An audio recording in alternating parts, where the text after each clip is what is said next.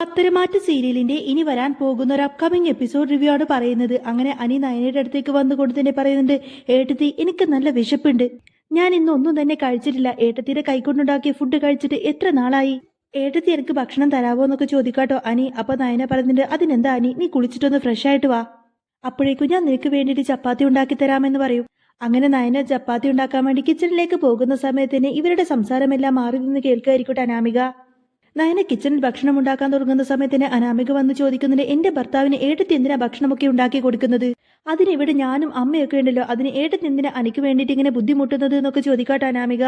അപ്പൊ നയന പറഞ്ഞിട്ട്, അതിന് അനിക്ക് ഭക്ഷണം ഉണ്ടാക്കുന്നതിന് എനിക്കൊരു ബുദ്ധിമുട്ടില്ല അനാമികെ, അവൻക്ക് ഭക്ഷണം ഉണ്ടാക്കി കൊടുക്കുന്നതിൽ എനിക്ക് സന്തോഷം മാത്രമേ ഉള്ളൂ. ഞാൻ ഇങ്ങോട്ടേക്ക് മരുമകളായി കയറി വന്നതിന് ശേഷം അനിയുടെ ഭക്ഷണമെല്ലാം തന്നെ അനിക്ക് ഭക്ഷണം ഉണ്ടാക്കി കൊടുക്കുന്നതെല്ലാം തന്നെ ഞാനാണ്, അനിയുടെ ഭക്ഷണ കാര്യങ്ങളിലൊക്കെ ഞാനാണ് നോക്കാറുള്ളത് എന്നൊക്കെ പറഞ്ഞുകൊണ്ട് തന്നെ ചപ്പാത്തി ഉണ്ടാക്കാൻ നോക്കായിരിക്കട്ടെ നയന.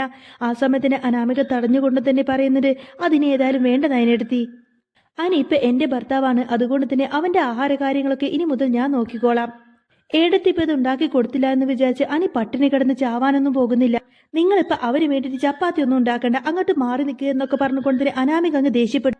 എന്നാൽ ഇവരുടെ ഈ ഒരു ഒച്ചയും ബഹളം എല്ലാം കേട്ടുകൊണ്ട് തന്നെ ദേവേന അങ്ങോട്ടേക്ക് വന്ന് ചോദിക്കുന്നത്, എന്താ അനാമിക ഇത്, ഇപ്പൊ ഒച്ചയും ബഹളമൊക്കെ അടുക്കളയിലായോ, നയന വേണമെങ്കിൽ അവിടെ ചപ്പാത്തി ഉണ്ടാക്കിക്കോട്ടെ, അതിന് അനാമിക എന്തിനാ വന്ന് പ്രശ്നമുണ്ടാക്കുന്നത്, നീ വയറ് നിറച്ച് ഭക്ഷണം കഴിച്ചതല്ലേ, പിന്നെ നീ എന്തിനാ മറ്റുള്ളവരുടെ കാര്യത്തിലങ്ങനെ ഇടപെടുന്നത്. അപ്പൊ അനാമിക പറയുന്നുണ്ട്, വല്യമ്മേ ഞാൻ അങ്ങനെ മറ്റുള്ളവരുടെ ഭക്ഷണ കാര്യത്തിലൊന്നല്ല ഇടപെട്ടത്, എന്റെ ഭർത്താവിന്റെ കാര്യത്തിലാണ് ഞാൻ ഇടപെട്ടത്, നയനെടുത്തി ഇനി മുതൽ ആദർശേട്ടന്റെ കാര്യങ്ങൾ മാത്രം നോക്കിയാൽ മതി, ആദർശേട്ടന് വേണമെങ്കിൽ നയനെടുത്തി ഭക്ഷണം ഉണ്ടാക്കി കൊടുത്തോട്ടെ, അതിനെനിക്ക് യാതൊരു പരാതിയില്ല, പക്ഷേ എന്റെ അരിക്ക് വേണ്ടി ഭക്ഷണം ഉണ്ടാക്കാൻ വേണ്ടിയിട്ട് ഞാനും അമ്മയൊക്കെ ഇവിടെയുണ്ട്. അനാമികയുടെ വാക്ക് കേട്ടുകൊടുത്തിന്റെ ദേവേനി പറഞ്ഞിട്ട്, അനാമിക നീ പറഞ്ഞത് ശരി തന്നെയാണ്, നിന്റെ ഭർത്താവിന്റെ കാര്യങ്ങളൊക്കെ ഇനി മുതൽ നീ തന്നെ വേണം നോക്കാനൊക്കെ, പക്ഷെ ഇന്നേ വരെ നീ അവന്റെ എന്തെങ്കിലും കാര്യങ്ങൾ ശ്രദ്ധിച്ചിട്ടുണ്ടോ, അവൻ ഏതെങ്കിലും പെൺകുട്ടിയുടെ പുറകെ പോകുന്നുണ്ടോ എന്ന് മാത്രമല്ലേ നീ ശ്രദ്ധിക്കാറുള്ളൂ, എന്നിട്ടിപ്പോ അവന് വേണ്ടിയിട്ട് നയനമോള് ചപ്പാത്തി ഉണ്ടാക്കുന്നത് കണ്ടിട്ട് നിനക്ക് എന്താടി സഹിച്ചില്ലല്ലേ, ആദ്യം നീ അനിക്ക് നല്ലൊരു ഭാര്യ ആവാൻ നോക്ക്, എന്നിട്ട് മതി എന്റെ മരുമകളെ ഉപദേശിച്ച് നന്നാക്കുന്നത്. അങ്ങനെ ദേവേനി അനാമികയോട് സംസാരിക്കുന്നതും കേട്ടുകൊണ്ടായിരിക്കട്ടെ രേവതി അങ്ങോട്ടേക്ക് വരുന്നത്. രേവതി വന്ന് ചോദിക്കുന്നുണ്ട്, എന്റെ അനാമിക മോള് ഇവിടുത്തെ മരുമകളായിട്ട് കുറച്ച് നാളല്ലേ ദേവേച്ചി ആയിട്ടുള്ളൂ, കുറച്ച് ദിവസം കൂടി ഒന്ന് കഴിഞ്ഞോട്ടെ, അത് കഴിഞ്ഞാൽ ഈ വീട്ടിലെ ഏറ്റവും നല്ല മരുമകളും ഏറ്റവും നല്ല പാചകക്കാരിയുമാവാ പോകുന്നത് എന്റെ മോൾ അനാമിക മോള് തന്നെയായിരിക്കും, ഈ തറവാട്ടിലെ എല്ലാ കാര്യങ്ങളും നല്ല ഭംഗിയായിട്ട് തന്നെ നയനേക്കാൾ നല്ല ഭംഗിയായിട്ട് തന്നെ എന്റെ അനാമിക മോള് ചെയ്തോളും.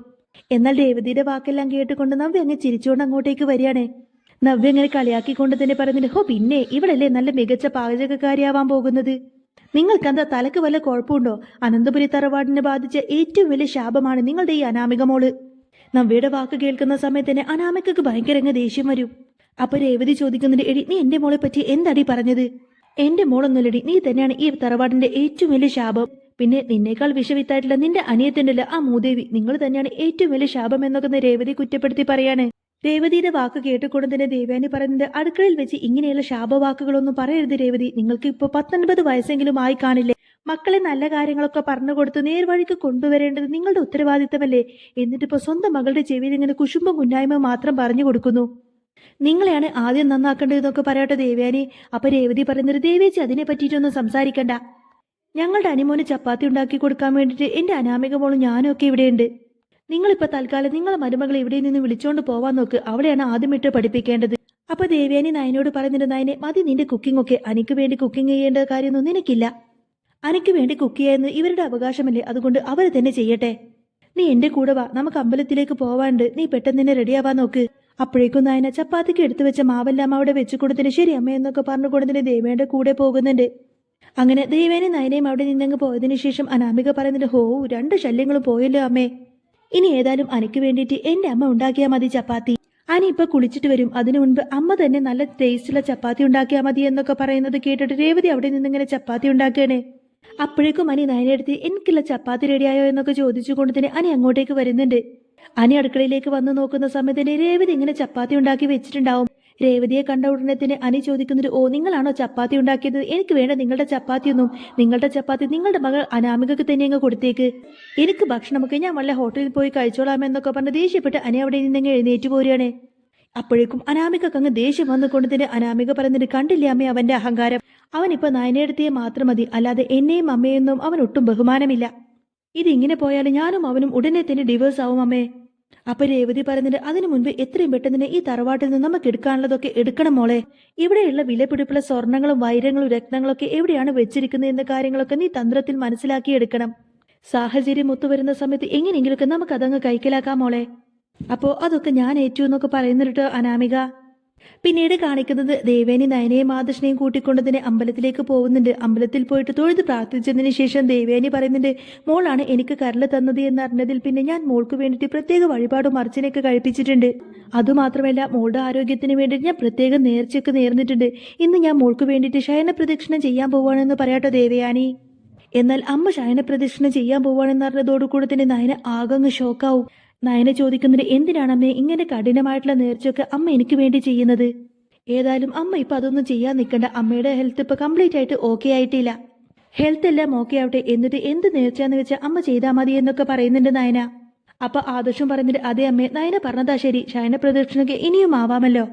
അതുമാത്രമല്ല അങ്ങനെയുള്ള നേർച്ചകളൊക്കെ ഉണ്ടെങ്കിൽ അമ്മക്ക് പകരം ഞാൻ ചെയ്തോളാം അതൊക്കെ. അമ്മ എന്തായാലും അങ്ങനെ കടുത്തുള്ള നേർച്ചകളൊന്നും ചെയ്യണ്ട എന്നൊക്കെ പറഞ്ഞു വരാട്ടോ ആദർശ്. ദേവേനി പറയുന്നുണ്ട് നിങ്ങളുടെയൊക്കെ നിർബന്ധപ്രകാരം മാത്രം ഞാൻ ഇപ്പൊ അത് ചെയ്യുന്നില്ല. എന്തായാലും എന്റെ മോൾക്ക് വേണ്ടി ഞാൻ നേർച്ച നേർന്നതല്ലേ അതൊക്കെ തന്നെ കുറച്ചു കാലം കഴിഞ്ഞ് ഞാൻ തന്നെ പൂർത്തിയാക്കിക്കോളാം. അങ്ങനെ അവർ 3 പേരും അമ്പലത്തിൽ തൊഴുത് പ്രാർത്ഥിച്ചതിന് ശേഷം തിരിച്ച് വീട്ടിലേക്ക് പോവാണ്. പിന്നീട് കാണിക്കുന്നത് രേവതി നേരെ അനിയുടെ അച്ഛൻ അജയന്റെ അടുത്തേക്ക് ചെന്ന് സംസാരിക്കുകയാണ്. രേവതി വന്ന് ചോദിക്കുന്നുണ്ട് നിങ്ങളുടെ മകൻ അനി ഇതുവരെ എന്റെ മോളെ അനാമിക മോളെ എങ്ങോട്ടെങ്കിലും ഒന്ന് കൊണ്ടുപോയിട്ടുണ്ടോ? നിങ്ങൾ ആ ആദർശ് മോനെ ഒന്ന് നോക്ക്, അവൻ ഏതു നേരം അവന്റെ അമ്മയും ഭാര്യയും കൂടെ കൂട്ടിയിട്ട് നാട് ചുറ്റാൻ പോയേക്കുവാണ്. നിങ്ങളുടെ മകനെ നിങ്ങൾക്കൊന്ന് പറഞ്ഞു തിരുത്തിക്കൂടെ എന്നൊക്കെ ചോദിക്കാട്ടെ രേവതി. നിങ്ങൾ അച്ഛനായിട്ട് എന്താ കാര്യം? മകനായ അവന്റെ കാര്യത്തിൽ നിങ്ങൾക്ക് യാതൊരു ഉത്തരവാദിത്വവുമില്ലേ? അവനെ നിങ്ങൾ വേണം പറഞ്ഞ് നേർവഴിക്ക് വരുത്താനായിട്ട്. അപ്പോൾ അനാമികയും പറയുന്നുണ്ട് അതെ അച്ഛാ, എന്നെ ഒന്ന് സ്നേഹിക്കാനെങ്കിലും അനിയോടൊന്ന് പറ, അല്ലെങ്കിൽ അറ്റ്ലീസ്റ്റ് എന്നെ ഒന്ന് പുറത്തേക്ക് കൊണ്ടുപോവാനെങ്കിലും പറ. എന്നാൽ അനാമികയുടെ വാക്ക് കേൾക്കുന്ന സമയത്തിന് അനി അങ്ങോട്ടേക്ക് വരുന്ന സമയത്ത് അജയൻ ഇങ്ങനെ അനിയോട് പറയുന്നുണ്ട് അനാമികയും കൂട്ടിക്കൊണ്ട് തന്നെ പുറത്തേക്ക് കൊണ്ടുപോവാൻ. എന്നാൽ അനിക്കാവട്ടെ ഒട്ടും താല്പര്യമില്ലാതെ മുഖം കറുപ്പിച്ചിങ്ങനെ നിൽക്കുന്ന സമയത്തിന് ദേവേനി വന്ന് ചോദിക്കുന്നുണ്ട് നീ ഇവളെ കൊണ്ട് എങ്ങോട്ടേക്ക് പോവാടാ? ഇവളുടെ വീട്ടിലേക്ക് എന്നെ തിരിച്ചു കൊണ്ടുപോയി ആക്കാൻ പോവാണോന്നൊക്കെ ചോദിക്കും. അപ്പോൾ അനി പറയുന്നില്ല അല്ല വല്യമ്മേ, അനാമിക എങ്ങോട്ടെങ്കിലും പാർക്കിലേക്കോ ബീച്ചിലേക്കോ കൊണ്ടുപോവാൻ എന്റെ അച്ഛൻ പറഞ്ഞു. എനിക്കൊട്ടും ഇഷ്ടമുണ്ടായിട്ടില്ല. എന്നാലും അച്ഛൻ നിർബന്ധിച്ചതുകൊണ്ട് മാത്രമാണ് ഇവൾ എങ്ങോട്ടെങ്കിലും കൊണ്ടുപോകാനെന്ന് ഞാൻ വെച്ചതെന്നൊക്കെ പറയാട്ടോ അനി. ഇവരുടെ സംസാരം കേട്ടുകൊണ്ട് തന്നെ നവ്യ അങ്ങോട്ടേക്ക് വന്ന് പറയുന്നത് ആദർശേട്ട് നയനെ കൂട്ടിക്കൊണ്ട് തന്നെ എല്ലായിടത്തേക്കും കൊണ്ടുപോകുന്നത് കണ്ടിട്ട് തള്ളക്കും മകൾക്കും സഹിച്ചിട്ടില്ല. അതുകൊണ്ടായിരിക്കും ഇവനെ കൊണ്ട് നിർബന്ധിച്ചുകൊണ്ട് തന്നെ അനാമികയെ പുറത്തേക്ക് കൊണ്ടുപോകാൻ പറഞ്ഞത് എന്നൊക്കെ പറയാട്ടോ നവ്യ. അപ്പൊ അനാമികക്ക് അങ്ങ് ദേഷ്യം വന്നുകൊണ്ട് തന്നെ പറയുന്നത് എടി നീ നിന്റെ ഭർത്താവിന്റെ കൂടെ ഒത്തിരിയധികം ചുറ്റിക്കറങ്ങിയതല്ലേ, ഇനി ഞാനും എൻ്റെ ഭർത്താവും ഒന്ന് ചുറ്റിക്കറങ്ങിയിട്ടൊക്കെ വരാം. നമുക്ക് ഏതെങ്കിലും വലിയ 5 സ്റ്റാർ ഹോട്ടലിൽ പോയിട്ട് ഫുഡൊക്കെ കഴിച്ചിട്ട് കറങ്ങി അടിച്ചിട്ട് വരാം അനി. ഫുഡ് കഴിച്ചതിന് ശേഷം മതി കറക്കൊക്കെ എന്നൊക്കെ പറഞ്ഞുകൊണ്ട് അനിയുടെ കൂടെ അനാമിക കാറിലേക്ക് കയറുന്നുണ്ട്. അങ്ങനെ അവർ രണ്ടുപേരും നേരെ ഒരു 5 സ്റ്റാർ ഹോട്ടലിലേക്ക് പോയിട്ട് അവിടെ വെച്ചിട്ട് നല്ല ഫുഡൊക്കെ ഓർഡർ ചെയ്യാണ്. അനാമിക 5 സ്റ്റാർ ഹോട്ടലിലേക്ക് ചെന്നിട്ട് നല്ല വിഭവ സമ്പുഷ്ടമായ ഭക്ഷണം അങ്ങനെ കഴിച്ചുകൊണ്ടിരിക്കട്ടോ. ആർത്തിയോടെ എല്ലാ ഭക്ഷണവും വാരി വലിച്ചിങ്ങനെ അനാമിക കഴിക്കുന്നുണ്ടെങ്കിലും അനി ഒന്നും കഴിക്കാതെ അത് തന്നെ ഇങ്ങനെ നോക്കിയിരിക്കായിരിക്കും. അങ്ങനെ അനാമിക ഭക്ഷണം കഴിച്ചുകൊണ്ടിരിക്കുന്ന സമയത്തായിരിക്കും അനാമികയുടെ അച്ഛൻ പൈസ കൊടുക്കാനുള്ള ഒരു വ്യക്തി അവിടെ വന്നിരിക്കുന്നതായിട്ട് അനാമിക കാണുന്നത്. ഭക്ഷണം കഴിച്ചുകൊണ്ടിരിക്കുന്ന സമയത്തിന് പെട്ടെന്ന് അനിയുടെ മുന്നിൽ വെച്ച് തന്നെ അയാളെ കാണുന്ന സമയത്തിന് അനാമിക ആകങ്ങ് ടെൻഷനാവണം. എന്നിട്ട് ചിന്തിക്കുന്നുണ്ട് അയ്യോ ഇത് അയാളല്ലേ, അച്ഛൻ ഇയാൾക്ക് ഒരുപാട് കാശ് കൊടുക്കാണ്ട്. ഇയാളെങ്ങാനും അനിയുടെ മുന്നിൽ വെച്ച് എന്നെ കണ്ടാൽ പിന്നീട് അത് വലിയ പ്രശ്നമാവും. ഞങ്ങൾ എല്ലാ കള്ളത്തരങ്ങളും ഇയാൾ എനിക്ക് പറഞ്ഞു കൊടുക്കില്ലേ? മര്യാദക്കൊന്ന് ഭക്ഷണം കഴിക്കാൻ പോലും ഇയാൾ സമ്മതിക്കുന്നില്ലല്ലോ. എത്രയും പെട്ടെന്ന് തന്നെ ഇവിടെ നിന്ന് പോകുന്നതാ നല്ലത്. ഈശ്വര, ഇത്രമാത്രം ഭക്ഷണം കൊതിയോടുകൂടെ ഓർഡർ ചെയ്തിട്ട് കഴിക്കാൻ പോലും പറ്റിയില്ലല്ലോ എന്നൊക്കെ ചിന്തിച്ച് സങ്കടപ്പെട്ടുകൊണ്ട് അനിയോട് ദേഷ്യപ്പെടുന്നത് അനി ഈ ഭക്ഷണമൊന്നും എനിക്ക് ഇഷ്ടപ്പെട്ടില്ല, അതുകൊണ്ട് എനിക്കിതൊന്നും വേണ്ട എന്നൊക്കെ പറഞ്ഞ് അനിയോട് ദേഷ്യപ്പെട്ടുകൊണ്ട് തന്നെ അനാമിക അവിടെ നിന്നങ്ങ് ഇറങ്ങിപ്പോവും. എന്നാൽ അനാമികയുടെ അഹങ്കാരമെല്ലാം കാണുന്ന സമയത്തിന് എനിക്ക് അങ്ങ് ദേഷ്യം വരും കേട്ടോ. കാരണം അത്രമാത്രം കോസ്റ്റ്ലി ആയിട്ട് ഫുഡൊക്കെ ഓർഡർ ചെയ്തുകൊണ്ട് തന്നെ അതൊന്നും കഴിക്കാതെ ഇറങ്ങിപ്പോവില്ലേ അനാമിക. എന്നിട്ട് അനിങ്ങനെ ചോദിക്കുന്നുണ്ട് അനാമിക നിനക്കെന്താ ഭ്രാന്ത് പിടിച്ചോടി?